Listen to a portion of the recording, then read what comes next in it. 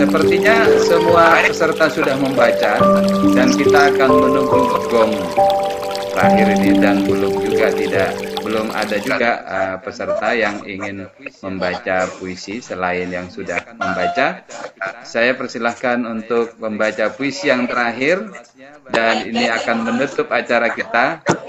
Saya beri kesempatan yang seluas-luasnya bagi Hudan Nur.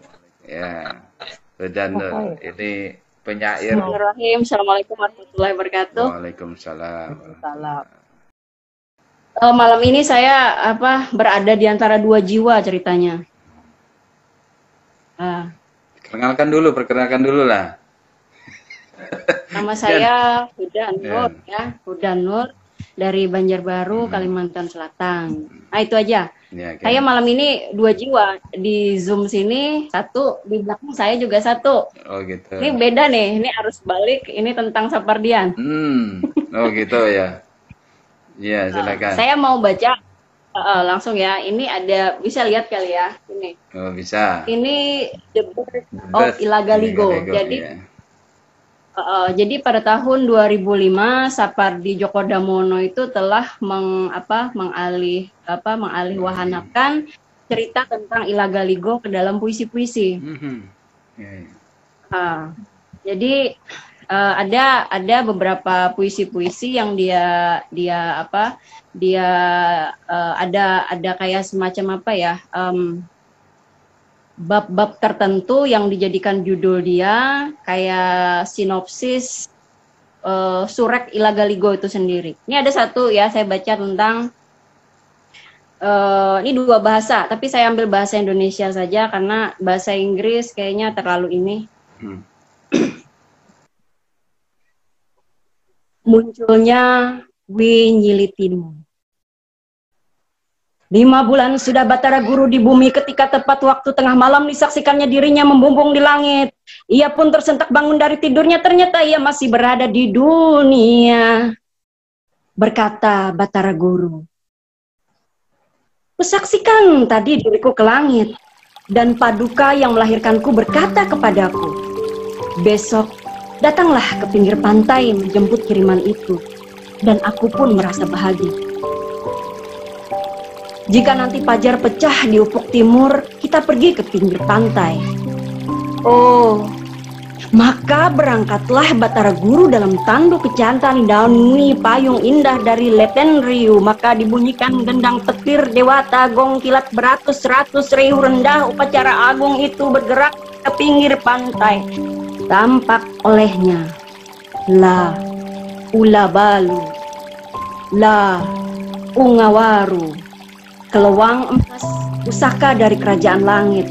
Juga tampak olehnya payung kilat tempat bernaung sang pencipta. Sejenak Batara Guru berpaling olehnya di ufuk timur. Lautan luas terang benderang, bagaikan cahaya bertebaran, bagaikan api setan Peresola yang menerangi samudra dan semua pantainya.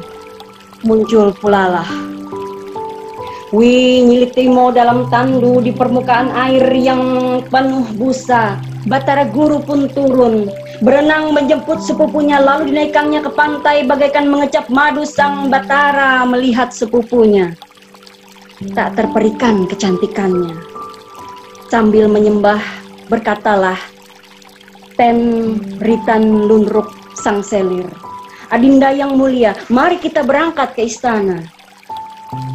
Jangan kita tinggal di muara, ditiup angin, diterpa bayu, disengat matahari menjadi tontonan, diletakkannya usungan ke canta istana. Bagaikan hujan lebat taburan betih kilat dari atas istana." Tunduk berkata Telaga Unlu sang selir, "Naiklah kemari ke istanamu, masuklah ke dalam balairungmu."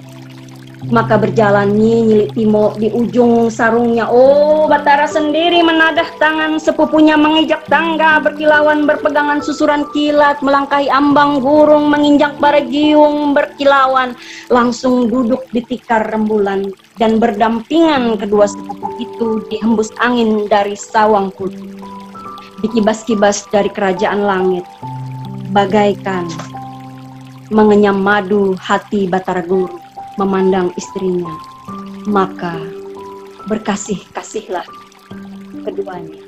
Ya. Kasih gong acara kita, kita baca saja untuk Sapardi Djoko Damono, dan Khalifah itu pasti masih ternganga-nganga itu. Kok itu saya nggak ketemu dengan ini kan cerita Ila Galiko kan dari Makassar itu. Orang gua itu ternganga. Ya Khalifah masih bersama kami Khalifah. Sudah betul nggak logatnya itu cara membacanya Kak Hudan ini? Ini jagoan kami baca puisi di kota kami ini ya. Dan hari ini Iya, bagus sekali. bagus sekali ya. Sudah punya bukunya belum? Iya. Oh, belum. Belum. Nanti coba ikuti media sosialnya, dicari di IG kalau punya IG atau Facebook ya. Namanya Hudan Nur ya. Nanti silakan ngomong caranya dapat buku itu di mana. Saya punya Ila Galiko 3 jilid dan tapi buku itu belum punya. Kayaknya mungkin nanti perlu diinformasikan beli online-nya di mana itu ya. Nanti Jadi sedikit diceritakan dulu Gimana? mungkin tentang tadi yang saya bacakan, siapa tadi si Wi Nyilitimo itu kan. Wi Nyilitimo ya. Kan pada dasarnya mungkin tadi yang dari Mbak dari Goa tadi tahu surat ini kan menyiratkan tentang gagasan orang Bugis tentang kosmologi yang membagi dunia itu menjadi 3. Ada langit, bumi, dan dunia bawah. Kemudian berdasarkan tokoh-tokoh di dalamnya itu ada hubungan-hubungan yang rumit antara ketiga dunia yang sebutkan tadi itu. Lalu ada ruang yang tidak dihuni oleh manusia, kan? Kemudian karena tidak dihuni manusia, belum lagi dikatakan kalau berdasarkan surat itu dikatakan dunia. Kemudian para langit, kan para dewa-dewa di langit itu kan ada dikatakannya dari Botilangi. Botilangi itu kalau bahasa orang Bugis itu katanya kaki langit. Kaki langit itu turun dari langit, kemudian memutuskan salah seorang dari mereka yakni Batara Guru. Batara Guru itu kemayapada, menciptakan serta sekaligus menguasai manusia dan dunia seisinya. Jadi ada alasan menarik tentang yang saya baca tadi. Siapa sebenarnya Wi Nyilitimo? Wi Nyilitimo itulah yang pada akhirnya kawin dengan si Batara Guru itu. Batara Guru kawin dengan sepupunya. Sepupunya tidak lain adalah Wi Nyilitimo. Makanya tidak jarang kalau misalkan ada orang-orang Bugis itu kan yang menjaga dia punya farm, itu kawin dengan dia punya farm sendiri untuk menjaga dia punya identitas, garis dan sebagainya. Kemudian lagi dari Nyilitimo yang saya baca tadi itu kalau dari surat Ila Galiko dia itu berasal dari dunia bawah. Pertautan di dunia bawah itu pertautan antara udara, tanah dan air yang tersirat kan lalu menjadikan hubungan-hubungan perkawinan dari ketiga penghuni alam itu. Nah, itu ceritanya cukup menarik tadi itu. Tapi itu bukan Junjung Buih ya. Bukan ya. Mirip-mirip enggak? Bukan ya. Dia kalau Junjung Buih muncul dari sungai bukan. Itu dari laut. Ya. Ini dari dalam air. Air bukan? Iya, ini kan di dunia bawah. Dunia bawah ya. Oke. Terima kasih Hudan atas ceritanya, atas pembacaannya yang sangat musikal juga ya. Dan acara ini membuat kita saling mengenal satu sama lain. Kita tidak saling kenal awalnya, lalu kita berkenalan. Dan acara ini juga memperkenalkan kita bersama dengan saja-saja yang mungkin sebelumnya kita hanya mengenal aku ingin. Dan acara ini ya membuat kita mestinya juga mempelajari lebih jauh cara menulis puisi yang meskipun sederhana sebetulnya juga tidak sederhana. Karena di balik semua puisi yang sederhana itu ada teori, ada akar budaya, ada sejarah, ada politik yang perlu dicerna dulu. Dengan kata lain, mengutip gong terakhir kita, kalau kita mau menulis puisi yang baik, bukan kita berakrobat dengan kata-kata, dengan kontemplasi yang singkat, diperlukan waktu yang amat banyak untuk memahami segala situasi sebelum menuangkannya ke dalam puisi yang sederhana. Terima kasih semua para peserta. Bapak dan Ibu, kakak dan adik, dan Ketua Prodi Pendidikan Bahasa dan Sastra Indonesia, dan juga pemimpin redaksi asikasik.com yang telah memfasilitasi acara baik ini untuk kita semua, mengenal Pak Sapardi, mengenal puisi, mengenal kemanusiaan. Sampai ketemu lagi di acara kami yang lain. Assalamualaikum warahmatullahi wabarakatuh. Videonya diaktifkan semua. Kita akan foto bersama. Mestinya Bang Sandi baca puisi itu Pak Zainul. Enggak, saya cuma memfasilitasi aja.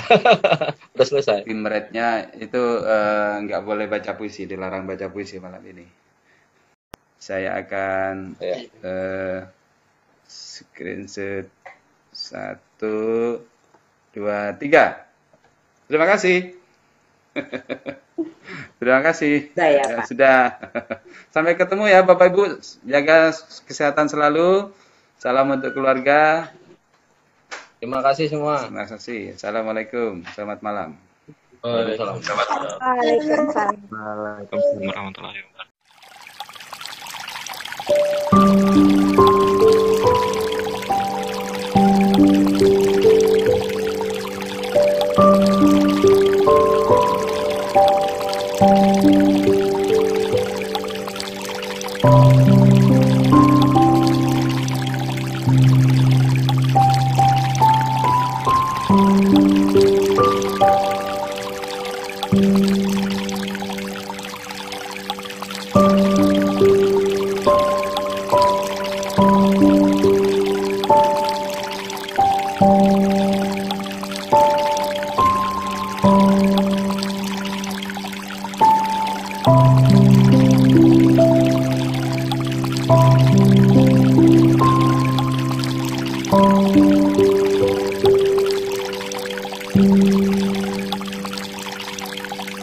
Thank you.